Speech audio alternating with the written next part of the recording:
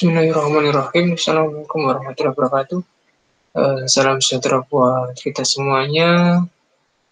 Di video materi kali ini kita akan membahas tentang array multidimensi. Jadi materi ini array multidimensi merupakan lanjutan atau merupakan pengembangan dari materi array satu dimensi yang sudah kita bahas beberapa pekan yang lalu. Baik, jadi uraian teori lebih lengkapnya bisa disimak, ya, bisa dibaca di buku modul yang telah saya bagikan di e-learning ilmu. Namun singkat saja akan kita bahas apa yang dimaksud dengan array multidimensi. Jadi dalam prakteknya nanti, dalam implementasinya nanti, kebutuhan program tidak hanya tercukupi dengan array satu dimensi, ya. Beberapa contohnya misalnya ketika kita melihat data-data yang tersusun dalam bentuk tabulasi, ya, dalam bentuk tabel. Jadi kalau kita melihat tabel mungkin, ya, kita lihat tabel data, maka sebenarnya itu adalah indikasi bahwasanya dibutuhkan penyimpanan data berupa array multidimensi, yaitu lebih tepatnya array dua dimensi. Kemudian implementasi array dua dimensi yang lain itu biasanya kita temukan dalam bentuk aplikasi-aplikasi permainan, ya, permainan yang sifatnya bangun datar begitu, ya. Di antaranya misalnya papan catur, ya. Papan catur itu kalau kita lihat papannya itu adalah visualisasi dari array dua dimensi. Kemudian ada banyak game gitu, ya, banyak aplikasi permainan yang memanfaatkan data dalam bentuk array dua dimensi, ya. Misalnya Minesweeper, gitu, ya, Minesweeper. Kemudian ada game yang berbasiskan peta, gitu, ya, berbasiskan peta. Di antaranya misalnya ada game StarCraft, kemudian Age of Empire, yaitu adalah aplikasi-aplikasi game yang sebenarnya menyimpan data petanya dalam bentuk atau dalam format array dua dimensi. Ya, itu contoh-contoh aplikasi yang cukup apa, ya, cukup complicated, ya, dalam penggunaan array dua dimensi. Kali ini nanti yang akan kita bahas, yang akan kita praktekkan adalah seperti contoh di dalam modul, ya, di dalam modul, yaitu membuat program untuk mengelola tabel nilai mahasiswa. Jadi nanti skenarionya akan ada data nilai mahasiswa dalam bentuk tabel, ya, dalam bentuk tabel, namun belum dihitung nilai akhirnya. Jadi masih komponen nilai mentah, ya, komponen nilai mentah. Nanti kita akan buat programnya untuk menghitung, ya, secara otomatis nilai-nilai mentah tersebut menjadi nilai akhir. Kemudian kita tampilkan, ya, di layar output berapa nilai akhir setiap mahasiswa. Baik, untuk lebih singkatnya akan kita praktekkan, kita demonstrasikan di layar NetBeans, ya. Baik, kita akan membuat kelas baru, ya. Kita akan buat kelas baru dari package array yang sudah kita buat sebelumnya. Ya, kita beri nama tabel nilai mahasiswa, misalnya kita beri nama kelasnya tabel nilai mahasiswa. Baik, kita buat void main-nya terlebih dahulu. Ya, kemudian kita deskripsikan terlebih dahulu ya. Kita ceritakan dulu bagaimana karakteristik atau penjelasan programnya. Jadi misalnya nanti kita akan menggunakan rumus formula 3 nilai, misalnya ada UTS, kemudian UAS, kemudian kuis ya. Ini komponen-komponen nilainya. UTS nanti bobotnya adalah 0,3 misalnya ya, dikalikan UTS ditambah 0,3 juga dikalikan UAS, kemudian ditambah 0,4 dikalikan dengan nilai kuis ya. Oke, ini skenario untuk rumus perhitungan nilai akhirnya. Kemudian kita tambahkan ya kolom untuk menyimpan nilai,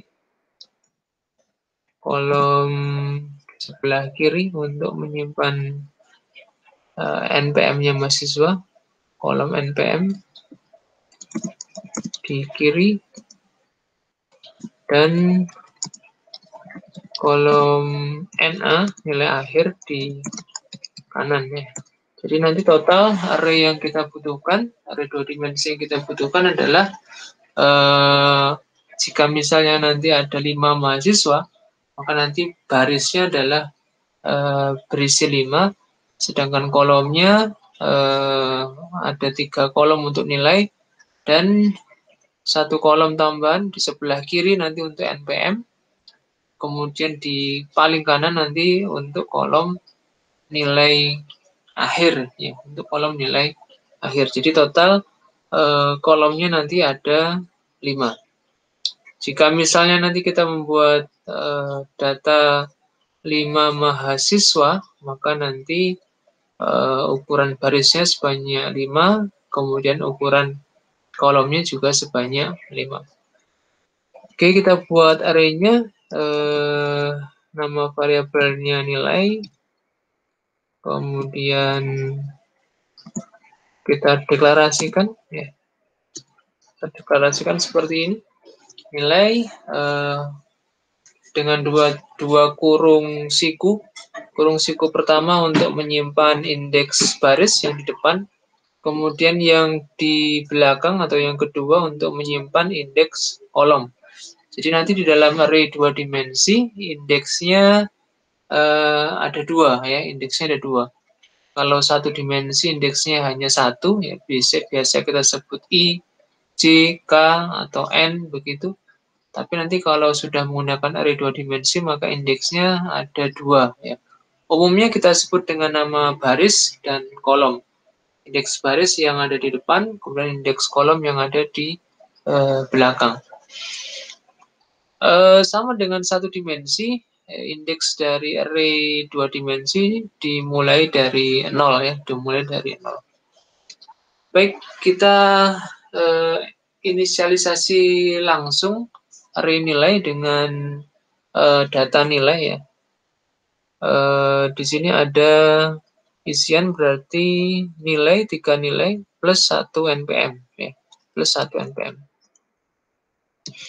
Ya.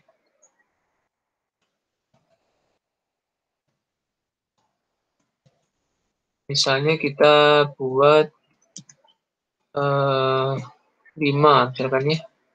Kita buat 5 isiannya, 5 data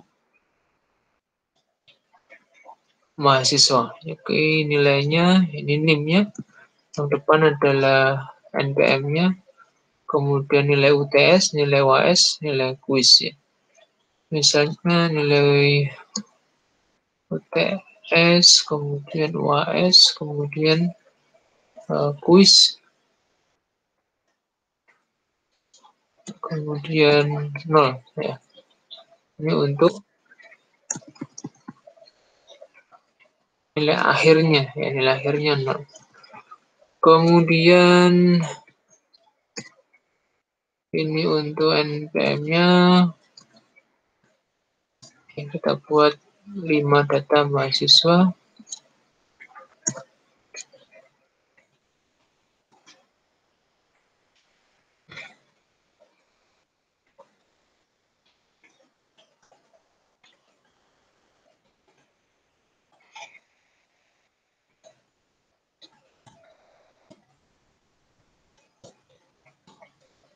Dipisahkan dengan tanda koma ya, untuk masing-masing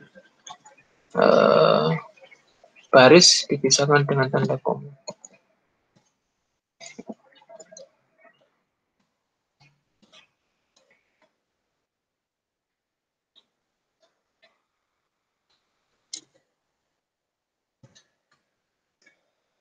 Oke, kita lengkapi.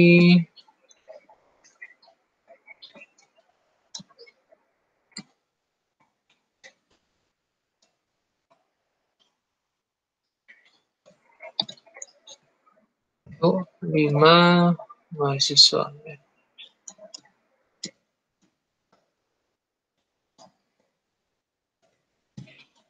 Ini data mahasiswa yang kelima.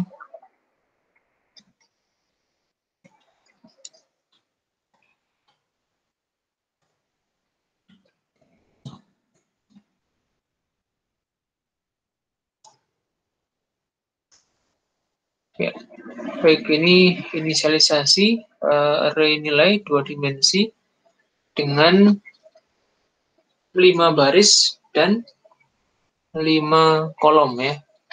Jadi meskipun tidak tertulis di sini, tapi kita bisa lihat dari inisialisasi datanya, ada 5 baris ke bawah, kemudian ada 5 kolom ke samping. Oke, ya setelah terisi data nilainya, sebenarnya pengisian nilai bisa juga dilakukan dengan scanner ya, dengan menggunakan scanner digabung dengan nested loop ya. Dengan nested loop bersarang for I dan for J itu bisa kita gunakan scanner untuk mengisi satu-satu ya, satu demi satu nilainya. Tapi untuk mempersingkat waktu ya, untuk mempersingkat waktu kita gunakan inisialisasi data secara langsung. Baik, kemudian kita coba tampilkan ya,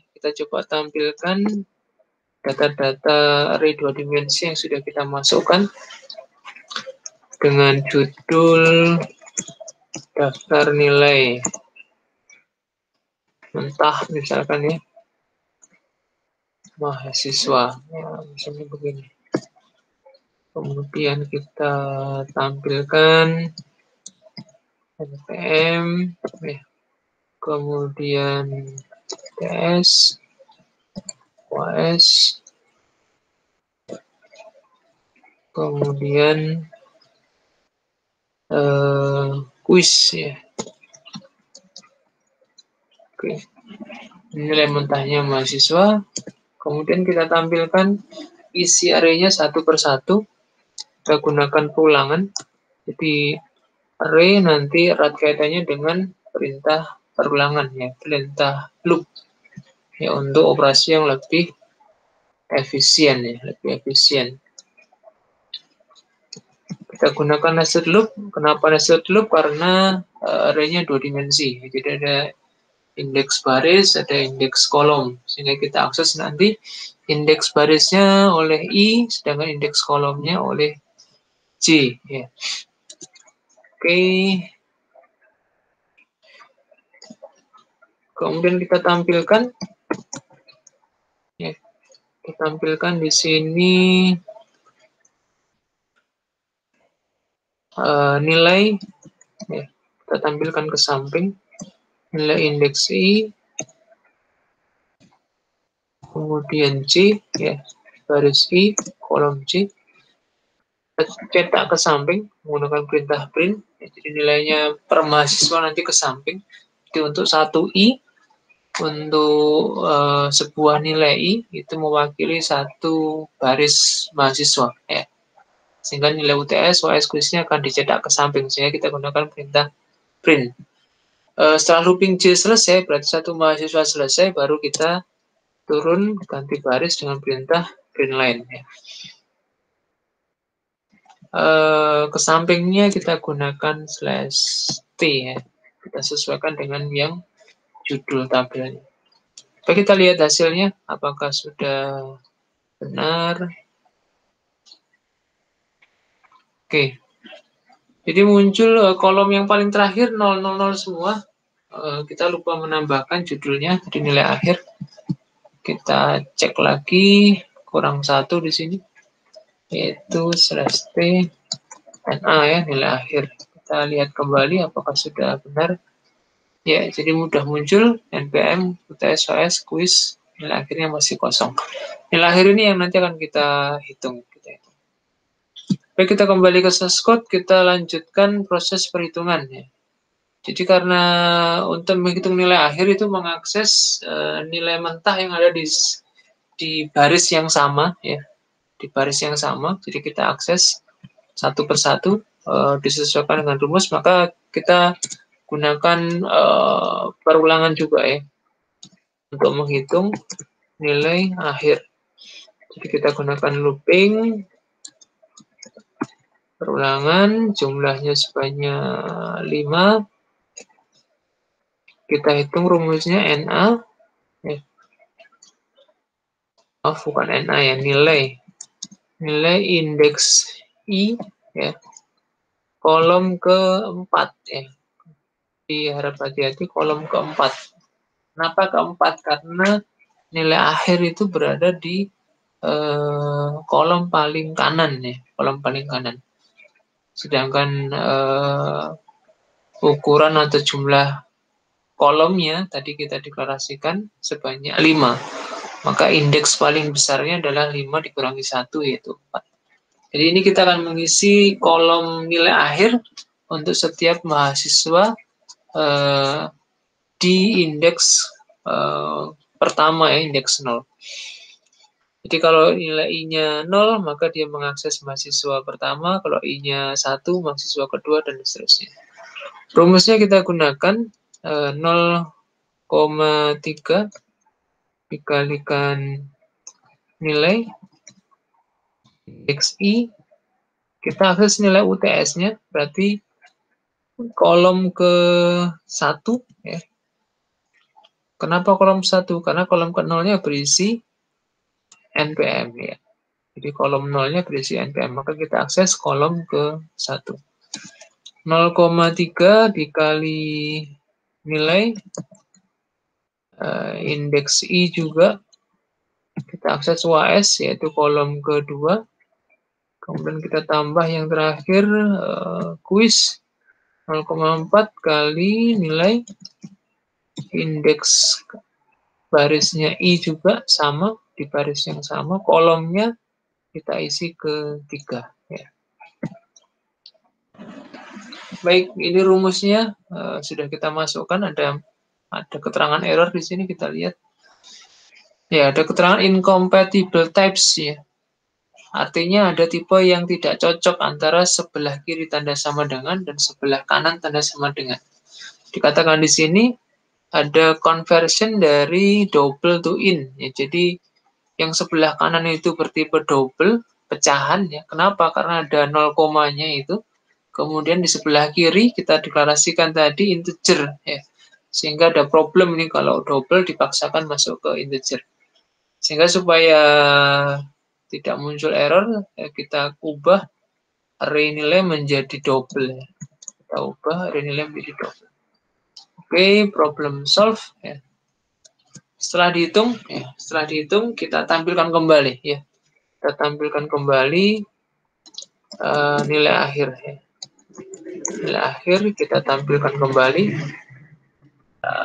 Kita kopas saja yang di atas. Oke. Kemudian kita letakkan di bawah ya. Daftar nilai mentahnya kita ganti dengan nilai akhir ya. Baik, nanti kita akan lihat bagaimana perubahan dari nilai awal, nilai mentah menjadi nilai akhir. Oke, sepertinya sudah cukup ya, kita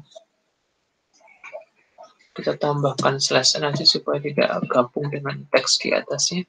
Kita coba run sekarang. Ya.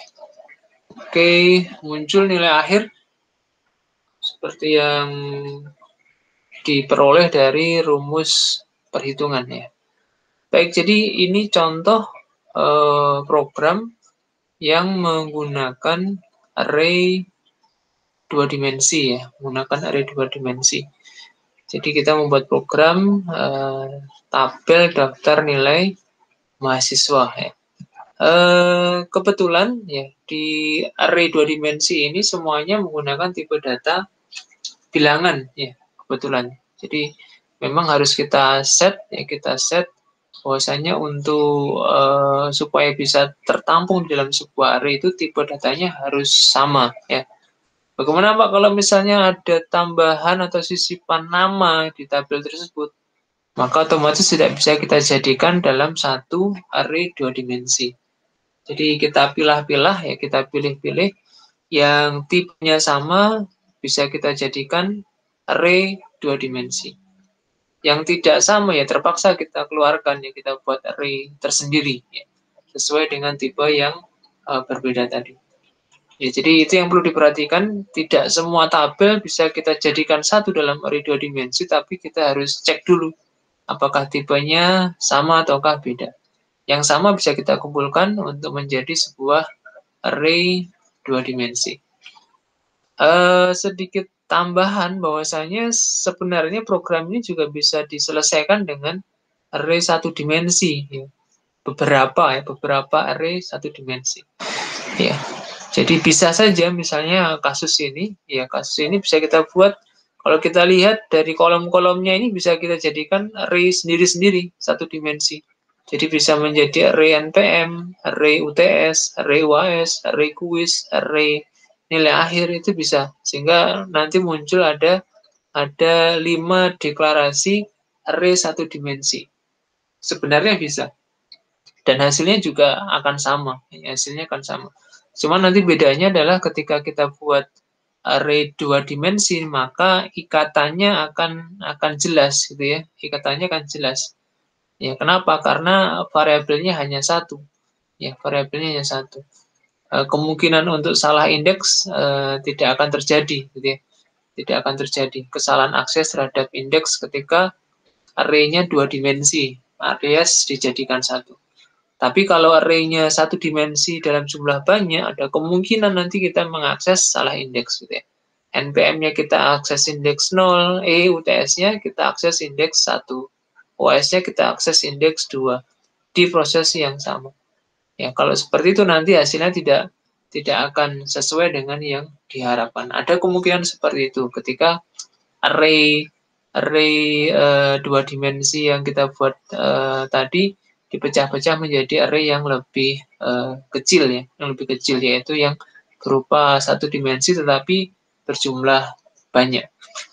Jadi ini contoh untuk menjelaskan ya penerapan dari array dua dimensi untuk menyimpan nilai tabel mahasiswa ya, tabel nilai mahasiswa sekaligus memproses nilai mentah menjadi nilai akhir. Baik, ini contoh kita yang pertama, nanti akan kita lanjutkan dengan contoh kita yang berikutnya, yaitu yang menggunakan array tiga dimensi ya, array tiga dimensi. Baik, saya kira ini dulu untuk contoh array dua dimensi. Jadi prinsipnya sekali lagi yang perlu diperhatikan di program array dua dimensi ini adalah indeks baris dan indeks kolom. Ya, jadi harap diperhatikan, harap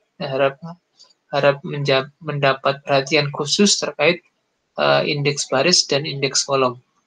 Nah, jadi kita punya indeks baris yang ada di depan dan indeks kolom. Untuk memudahkan membayangkannya, Bayangkan saja seperti tabel, ya seperti ubin lantai rumah kita, atau seperti lemari loker ya, di mana ada posisi baris dan posisi kolom ya.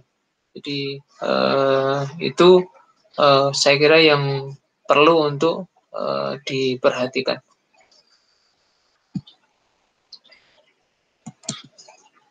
Baik, saya kira untuk video array 2 dimensi cukup sampai di sini dulu. Silakan nanti bisa dicoba source code yang ada di modul untuk pengembangan. Akan kita lanjutkan dengan video yang berikutnya, yaitu yang menjelaskan tentang array 3 dimensi. Kita ketemu lagi di video berikutnya ya. Terima kasih atas perhatiannya. Selamat belajar. Semoga ilmunya bermanfaat. Sekian dari saya. Kurang lebihnya mohon maaf. Kalau ada yang kurang jelas, yang kurang difahami, silahkan dikirim di grup ya kuliah atau bisa japri ke nomor saya. Terima kasih atas perhatiannya. Assalamualaikum warahmatullahi wabarakatuh.